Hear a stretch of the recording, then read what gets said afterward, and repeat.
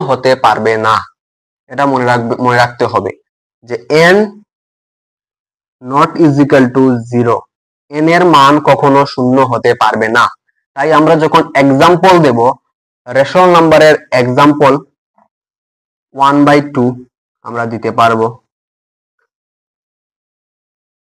3/2 বা 5/2, এই ধরনের সংখ্যাকে আমরা রেশনাল নাম্বার বলতে পারবো। কিন্তু আমরা 2/0 এটা লিখতে পারবো না, কারণ এখানে কন্ডিশন দেওয়া আছে n not is equal to 0, অর্থাৎ কিউর যে মানটা হবে এটা কখনো শূন্য হতে পারবে না। কিন্তু 0/2 এটা লেখা যাবে, এটাকে আমরা মূলদ সংখ্যা বলতে পারবো। তো এটা ছিল মূলদ সংখ্যা। এবং এখন হলো ইরেশনাল নাম্বারস, যেটাকে আমরা অমূলদ সংখ্যা নামে জানি। অমূলদ সংখ্যার মধ্যে অনেক সময় প্রশ্ন আসে বিভিন্ন কম্পিটিটিভ এক্সামের মধ্যে।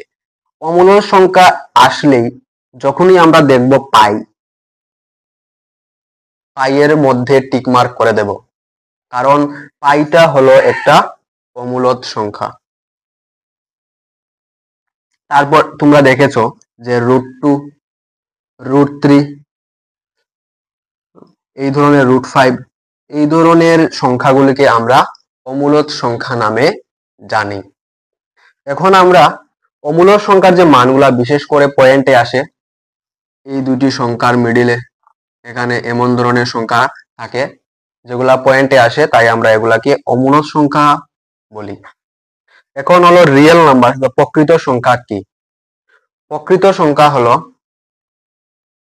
একদম সহজ, যেটা হলো real numbers, rational numbers plus irrational numbers,